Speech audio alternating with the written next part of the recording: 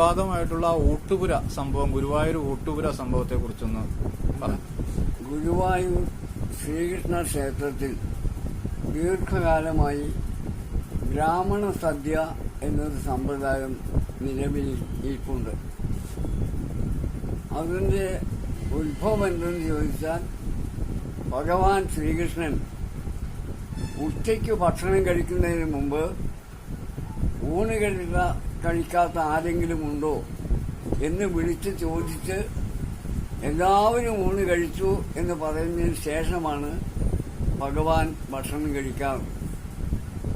ആ സമ്പ്രദായത്തെ നിലനിർത്തിയാണ് ഗുരുവായൂർ ബ്രാഹ്മണ സദ്യ എന്നത് ഏർപ്പാട് ചെയ്തത്. ആദ്യകാലത്ത് ധാരാളം ബ്രാഹ്മണർ, അതായത് നമ്മൾ നാടൻ ഭാഷയിൽ പറയുന്ന ഭക്ഷന്മാർ, ആ ധാരാളം ബ്രാഹ്മണർ ഭക്ഷണം കഴിക്കാനുണ്ടായിരുന്നെങ്കിലും പിൽക്കാലത്ത് ആളുകൾ കുറഞ്ഞ് 4-5 ആയി. അപ്പൊ ഈ ബ്രാഹ്മണ സദ്യ കൊടുത്തതിന് ശേഷമാണ് ഗുരുവായൂർ ഊട്ടുപുരയിൽ എല്ലാവർക്കും സദ്യ കൊടുക്കാറ് പതിവ്. മറ്റാരെയും ബ്രാഹ്മണ സദ്യക്ക് പ്രവേശിക്കാറില്ല. സ്വാമി ആനന്ദതീർത്ഥ ഒരു വലിയ ഐത്തോട്ടാളുകനും ജാതി നിർമ്മാർജ്ജന പ്രവർത്തകനും കേരളത്തിലും തമിഴ്നാട്ടിലും ഓടി നടന്ന് പ്രവർത്തിക്കുന്ന ആളായിരുന്നു. അദ്ദേഹം ബ്രാഹ്മണ സദ്യയിൽ എന്നെ കയറ്റണമെന്ന് പറഞ്ഞ് ചെന്നു. അദ്ദേഹം അങ്ങോട്ട് വാതിക്കൽ ചെന്നപ്പോഴത്തേക്കും ഈ കാര്യങ്ങൾ പറയാതെ ഗുരുവായൂർ ക്ഷേത്രത്തിലെ ഭാരവാഹി ഒരാൾ സ്വാമിയെ ദേഹോദ്രവിച്ചേൽപ്പിച്ചു. അത് ഒരു വലിയ വിഷയമായി. ഗുരുവായൂർ ഒരു വലിയ സംഘടനക്കാർ, വിശേഷിച്ചും ഒരു അഡ്വക്കേറ്റിന്റെ നേതൃത്വത്തിൽ, കാര്യം എന്റെ സ്നേഹിതനാണെങ്കിലും എനിക്ക് പേര് ഓർമ്മയില്ല, അവിടെ പ്രതിഷേധ യോഗം നടന്നു. അതിനുശേഷം ബ്രാഹ്മണ സദ്യക്കെതിരെ എന്ന് പറഞ്ഞ് കേരളത്തിലെ ഒരു കരിജൻ സംഘടനയുടെ ആളുകൾ അവര് തിരുവനന്തപുരത്ത് ശ്രീപരമാവ ക്ഷേത്രത്തിൽ നിന്ന് ഒരു ജാഥയായിട്ട് ഗുരുവായൂർക്ക് പുറപ്പെട്ടു. കരിജൻ സംഘടന എന്ന പേരാണെങ്കിലും അയാളുടെ പേര് സുകുമാരൻ എന്നാണെങ്കിലും അയാൾ ഒന്നാന്തരം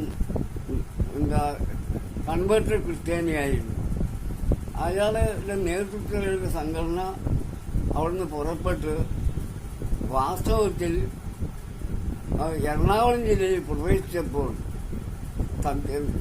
സംഘപരിവാറിന്റെ ഒരു വലിയ സംഘം ആളുകൾ അവർക്ക് സംരക്ഷണത്തിനായിട്ട് ഗുരുവായൂർ വരെ എത്തി. അങ്ങനെ ഗുരുവായൂർ വരെ എത്തിയെങ്കിലും അവർക്ക് അമ്പലക്കുളത്തിൽ ഇറങ്ങി കുളിക്കാൻ സൗകര്യം ചെയ്തു കൊടുത്തു. അമ്പലക്കുളത്തിൽ എല്ലാവരും ഇറങ്ങി കുളിക്കാറുണ്ട്. ഇവരും അമ്പലക്കുളത്തിൽ മുങ്ങിയിട്ടാണ് ഗുരുവായൂർ ക്ഷേത്രത്തിന്റെ ഊട്ടുപുരയിൽ കയറി ഭക്ഷണം കഴിച്ചത്. അപ്പോൾ ഊട്ടുപുരയിൽ അവിടെ സംഘർഷം ഉണ്ടാകുമെന്ന് ഭയന്നിട്ട് അതിരാവിലെ തൊഴുത കെ കരുണാകരൻ അദ്ദേഹം നേരെ തൃശ്ശൂർ പോയി രാമനിലയത്തിൽ വെയിറ്റ് ചെയ്തു. അപ്പൊ സംഘർഷം ഉണ്ടാവില്ല, കുഴപ്പമൊന്നുമില്ല എന്ന് മനസ്സിലായപ്പോൾ വീണ്ടും അന്ന് അദ്ദേഹം മുഖ്യമന്ത്രിയാണ്, പോലീസിന് ചാർജുള്ള ആളാണ്. അദ്ദേഹം വീണ്ടും ഗുരുവായൂരിലെത്തി രണ്ടാമത് ആളുകളുടെ കൂടെ ഇരുന്ന് ഊണ് കഴിച്ചു. അത് കഴിഞ്ഞ് അവര് പ്രശ്നമൊന്നുമില്ലാതെ പോവുകയും ചെയ്തു. പക്ഷെ സ്വാമിയെ തല്ലിയത് സംബന്ധിച്ച് വലിയ പ്രതിഷേധം അവിടെയും എറണാകുളത്തും ഉണ്ടായിരുന്നെങ്കിലും ചില ആളുകൾ, ഈ സ്വാമിയെ തല്ലിയ ആളുകൾ ഗൗഡസാരഥ ബ്രാഹ്മണയിൽപ്പെട്ട ആളുകൾ അവരെ തല്ലിയവരെ സഹായിച്ചു. അപ്പോ കേരളത്തിലെ ഒരാൾ, അയാളുടെ പേര് പറയാൻ മടിയാണ്, ഒരാൾ ആ ഗൗഡസാരഥ ബ്രാഹ്മണരെ സഹായിക്കാൻ രംഗത്ത് വന്നു. ഞാൻ ശക്തിയായിട്ട് എതിർത്ത് ഞാൻ ആവശ്യപ്പെട്ടതനുസരിച്ച് ഒരു പുറമേലും എറണാകുളം യോഗത്തിൽ വെച്ച് പാസ്സാക്കി. എന്തായിരുന്നാലും പോലീസ് സ്വാമിയെ മർദ്ദിച്ചാൻ കേസെടുത്തു. ഈ കേസിന്റെ കാര്യം നമുക്കറിയാമല്ലോ. ചാർജ് ചെയ്ത് കാണില്ല, ചെയ്താൽ തന്നെ സാക്ഷി ഉണ്ടാവില്ല, ശിക്ഷിക്കില്ല, അങ്ങനെ പോയി. എന്തായാലും ഗുരുവായൂർ ക്ഷേത്രത്തിന്റെ മഹത്വത്തെ ദോഷപ്പെടുത്താനാണ് ഈ അവശ ക്രിസ്ത്യാനിയായ, കൺവേർട്ടഡ് ക്രിസ്ത്യാനിയായ മർക്കോസ് എന്ന പേരുള്ള സുകുമാരൻ ഈ ജാഥ നടത്തിയത്. ഉടനെ അയാൾ വലിയ ഹിന്ദുവാണെന്നൊക്കെ പ്രസ്താവന ഇറക്കി. ഉടനെ ഞാൻ അയാളുടെ നാട്ടിൽ അന്വേഷിച്ചു. അയാളുടെ അച്ഛൻ്റെയും അമ്മയുടെയും പേര് മനസ്സിലാക്കി. അയാളുടെ 2 സഹോദരിമാർ ഇപ്പോഴും അവശക്രിസ്ത്യാനിയായി ജീവിക്കുന്ന കുടുംബങ്ങളാണ്. ആ സ്ത്രീകൾ ഇപ്പം ജീവിച്ചിരിപ്പുണ്ടോ എന്ന് എനിക്കറിയൂടാ. അവര് പീരുമേട്ടിൽ ഉള്ള 2 എസ്റ്റേറ്റിൽ, ഗ്ലെൻബേരി എസ്റ്റേറ്റിലും ഉട്ട്ലാൻഡ് എസ്റ്റേറ്റിലും പണിയെടുക്കുന്ന ആളുകളാണ്. ഞാൻ അവിടെ പോയി, അവരുടെ വീട്ടിൽ പോയി, അവരെക്കുറിച്ച് വിശദമായി അന്വേഷിച്ച് അവരുടെ ഒരാളുടെ വീട്ടിൽ ഒരു ദിവസം താമസിച്ച് പിറ്റേ ദിവസം പീരുമേട്ടിൽ മടങ്ങി പോകുന്നത്. അപ്പോൾ അവരെന്നോട് പറഞ്ഞത് അയാളുടെ ജ്യേഷ്ഠൻ ദേശീയ അവശ ക്രൈസ്തവ ഫെഡറേഷന്റെ പ്രസിഡന്റാണ് അന്ന്. അദ്ദേഹം ഇവിടെ ഇന്ന് കണ്ണൂർക്ക് പോയി. അദ്ദേഹം എന്നെ കണ്ടപ്പോഴും പറഞ്ഞു, ഞങ്ങളുടെ വീട്ടിൽ നിന്ന് ആനുകൂല്യം കിട്ടാൻ വേണ്ടി മാത്രം പേര് മാറിയ ആളാണ് സുകുമാരൻ എന്ന പേര് എടുത്തത്. അയാളുടെ പേര് മർക്കോസ് എന്നാണ്. ഞങ്ങളെല്ലാവരും, ഞാനും ഞങ്ങളുടെ സഹോദരിമാരും എല്ലാവരും മാതാപിതാക്കൾ മരിക്കുന്നവരെ ഞങ്ങൾ കൺവേർട്ടഡ് ക്രിസ്ത്യാനികൾ തന്നെയായിരുന്നു എന്ന് അവരെന്നോട് തീർത്തു പറയുകയുണ്ടായി. ഇദ്ദേഹത്തെ കോട്ടയത്ത് വെച്ച് കണ്ടപ്പോൾ ഇദ്ദേഹത്തിന്റെ സഹോദരൻ എന്നോട് ഈ കാര്യം പറയുകയുണ്ടായി. അപ്പം അങ്ങനെ ഹിന്ദു ക്ഷേത്രങ്ങളുടെ ആചാരാനുഷ്ഠാനങ്ങൾ എന്താണെന്ന് അറിയാതെ അന്വേഷിക്കാതെ പ്രചരണം ഉണ്ടാക്കാൻ വേണ്ടിയുള്ള ശ്രമമാണ് ഇവർ നടത്തിക്കൊണ്ടിരുന്നത്. പലരും, പല സംഘടനക്കാരും ഇപ്പോഴും അങ്ങനെ തന്നെയാണ് നടത്തിക്കൊണ്ടിരിക്കുന്നത് എന്ന് പറയാതിരിക്കാൻ നിവൃത്തിയില്ല. ഹിന്ദു ആചാരാനുഷ്ഠാനങ്ങൾ നോക്കി സൂക്ഷിക്കേണ്ടത് ഹിന്ദുക്കളുടെ കടമയാണ്.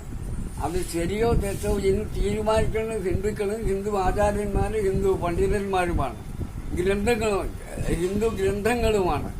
അപ്പം അതുകൊണ്ട് ഈ ഗുരുവായൂർ ക്ഷേത്രത്തെ അപമാനിക്കുന്നതിന് വേണ്ടിയിട്ടുള്ള ശ്രമമായിരുന്നു അത്. അല്ലാതെ ജാതി വ്യവസ്ഥയ്ക്കെതിരായി ഒന്നും ചെയ്യാത്ത ആളുകളാണ് ഇവരൊക്കെ തന്നെയും. സ്വാമിയാണെങ്കിൽ മരണം വരെ കിടപ്പാകുന്നത് വരെ ജാതികൾക്കെതിരായി എത്രയോ സഞ്ചരിച്ച് എന്റെ കൂടെ, അല്ലെങ്കിൽ സ്വാമികളുടെ കൂടെ ഞാൻ സഞ്ചരിച്ച് എറണാകുളം ജില്ലയിലെ ഗ്രാമപ്രദേശങ്ങളിലൊക്കെ കുറെ യാത്ര ചെയ്തിട്ടുണ്ട്. കേസെടുപ്പിച്ചിട്ടുണ്ട് ഞങ്ങൾ. അതുപോലെ ഗൗരവസായുള്ള ബ്രാഹ്മണ ക്ഷേത്രമായി പറവൂരിലുള്ള ആ ക്ഷേത്രത്തിൽ പ്രവേശിക്കാനായിട്ട് ഉത്സവത്തിൽ സ്വാമിയും ഞങ്ങൾ 4 വിദ്യാർത്ഥികളും മകര കോളേജിൽ പഠിക്കുന്ന കാലത്താണ് വിദ്യാർത്ഥികൾ അവിടെ ചെന്നപ്പോൾ അവരുടെ ജാഥ അകത്തങ്ങോട്ട് കയറി കഴിഞ്ഞപ്പോൾ 2 പോലീസുകാർ വാതിൽ കൈവച്ച് ഞങ്ങൾ കയറാതിരിക്കാൻ.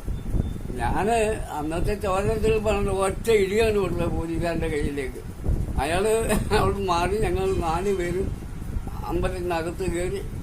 അവർ സുപ്രീം കോടതി വരെ പോയതാണ്. അന്യജാതിക്കാരെ അവരുടെ അമ്പലത്തിൽ കയറരുത്, അയിത്തജാതിക്കാര് പിന്നോക്കക്കാര് അമ്പലത്തിൽ പോകരുതെന്ന് പറഞ്ഞ് സുപ്രീം കോടതി പോയിട്ട് സുപ്രീം കോടതി പോലും അവർക്കെതിരായി വിധിച്ചു. എന്നിട്ടും അവരുടെ ആചാരം ഈ സംഭവത്തോടു കൂടിയാണ് പിന്നെ കുറച്ച് കൊണ്ടുവന്നത്. അങ്ങനെ ചില സമുദായ സംഘടനകൾ, ബ്രാഹ്മണ സംഘടനകൾ ചിലര് അതേ സമയത്ത് വളരെ ഭംഗിയായി കാര്യങ്ങൾ മനസ്സിലാക്കിയുള്ള ഒത്തിരി നമ്പൂതിരിമാരെ എനിക്ക് പരിചയപ്പെടാൻ കഴിഞ്ഞിട്ടുണ്ട്. ചില നമ്പൂതിരി കുടുംബങ്ങളിൽ പോയി ഞാൻ താമസിച്ചിട്ടുണ്ട്. ഞാൻ പുഴയ സമുദായത്തിൽപ്പെട്ട, ഹരിജൻ സമുദായത്തിൽപ്പെട്ട ആളാണെന്ന് അറിഞ്ഞുകൊണ്ട് തന്നെ അവരെന്നെ താമസിപ്പിക്കുകയും ഭക്ഷണം തരികയും എല്ലാം ചെയ്തിട്ടുണ്ട്. അങ്ങനെ ജാതി രഹിതമായൊരു സമൂഹത്തിന് വേണ്ടി പ്രവർത്തിക്കുന്ന ഹിന്ദു സംഘടനകൾ, ഹരിജന സംഘടനകൾ ഒക്കെ ഇപ്പം നിലവിലുണ്ട്. അവരുടെ സൗകര്യമനുസരിച്ച് പ്രവർത്തിക്കുന്നു എന്നുള്ളത് നല്ലതാണ്. എന്തായാലും ഗുരുവായൂർ ക്ഷേത്രത്തിലെ ഈ ബ്രാഹ്മണ സദ്യ അല്ല ഊട്ടുപുരയിലെ സദ്യ എന്ന് എല്ലാവരും മനസ്സിലാക്കണം. ഊട്ടുപുരയിലെ സദ്യയിൽ എല്ലാ ജാതി മതസ്ഥരും ക്രിസ്ത്യാനികളും വിശ്വാസമുള്ള മുസ്ലിങ്ങളും കയറിയിരുന്ന് ഭക്ഷണം കഴിക്കാറുണ്ട്. അപ്പം അങ്ങനെ ആ ബ്രാഹ്മണ സദ്യ അല്ല, അത് നേരെ കുറച്ച് ഊട്ടുപുര സദ്യയാണ്. ഊട്ടുപുര പിന്നെ ഈ ബ്രാഹ്മണ സദ്യ പിന്നെ അതിനുശേഷം നൃത്തം ചെയ്തോ എന്ന് എനിക്ക് അറിഞ്ഞുകൂടാ. അതങ്ങനെ അന്വേഷിക്കാൻ കഴിഞ്ഞിട്ടില്ല. പിന്നെ ഒരു കാര്യം, ഈ ക്ഷേത്ര കാര്യങ്ങളിൽ സർക്കാർ കയ്യിലൊന്നും ഒരിക്കലും ശരിയല്ല.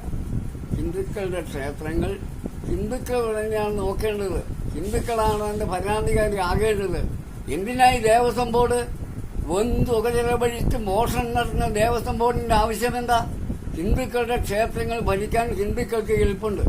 ആ ഹിന്ദുവിന് സർക്കാരിന്റെ നിയന്ത്രണമുള്ള ബോർഡുകൾ ഉണ്ടാവട്ടെ. സർക്കാരിന് യാതൊരു നിയന്ത്രണവും പാടില്ല. ക്രൈസ്തവരുടെ ദേവാലയങ്ങൾക്ക്, മുസ്ലിങ്ങളുടെ ദേവാലയങ്ങൾക്ക്, ബുദ്ധമതക്കാരുടെ ദേവാലയങ്ങൾ, സിഖുകാരുടെയും ഒക്കെ ദേവാലയങ്ങൾ സർക്കാരിൽ നിന്നും ഇല്ലാത്തതുപോലെ ഹിന്ദുക്കളുടെ ദേവാലയങ്ങൾക്ക് ഈ ഏർപ്പാട് എവിടെയുള്ളത്? ഈ കേരളം എന്ന നശിച്ച നാട്ടിൽ മാത്രമേ ഉള്ളൂ. നമ്മുടെ മറ്റ് ക്ഷേത്രങ്ങളിലൊന്നും അങ്ങനെ സർക്കാരിന് നിയന്ത്രണമില്ല. ഇന്ത്യയിലെ പേര് കേട്ട എത്രയോ ക്ഷേത്രങ്ങൾ, ആ ക്ഷേത്രങ്ങളുടെ ഒന്നും സർക്കാരിനൊരു നിയന്ത്രണവുമില്ല. ഇതാണ് കേരളത്തിൽ മാത്രം വലിയ വിപ്ലവം പറയുന്ന വിപ്ലവ വായാടികൾ. 5 പ്രാവശ്യം കഴിഞ്ഞ് 6 കഴിഞ്ഞ് 7ാമത് ഭരിക്കുന്ന സമയത്ത് പോലും ഈ ദേവസ്വത്തിന്റെ ഭരണം ഞങ്ങൾക്ക് വേണം, ഞങ്ങൾക്ക് കക്കണം എന്നതാണ് അവരുടെ നിലപാട്.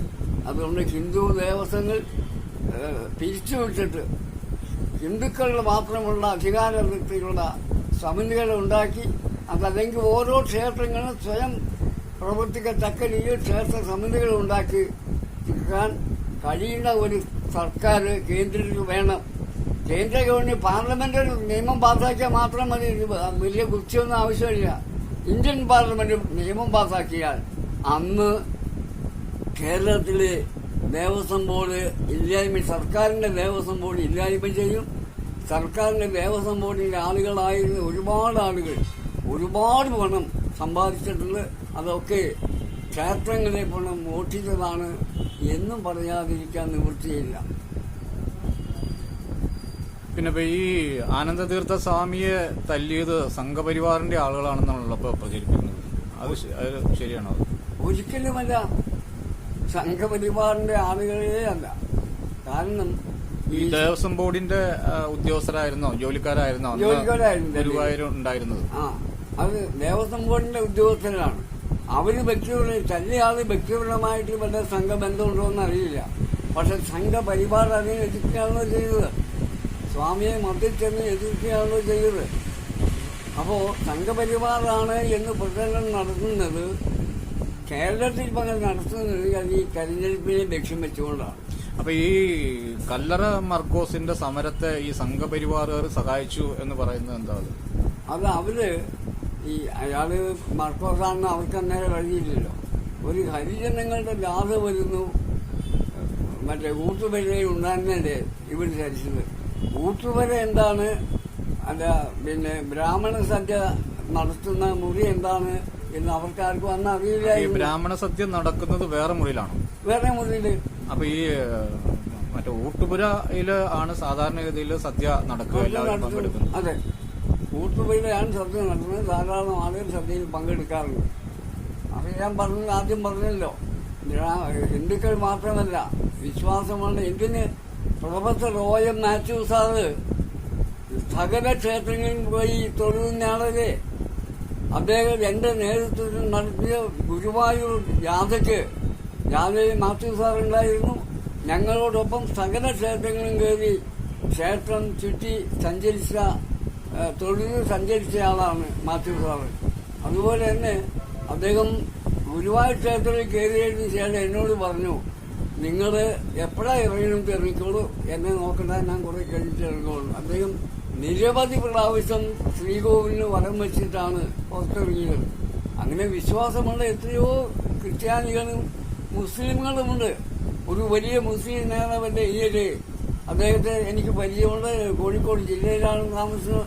അദ്ദേഹം ഈയിടെ മറ്റേ മുസ്ലിം മതം ഉപേക്ഷിച്ച് ഹിന്ദുമതത്തിൽ ചേർന്നില്ലേ.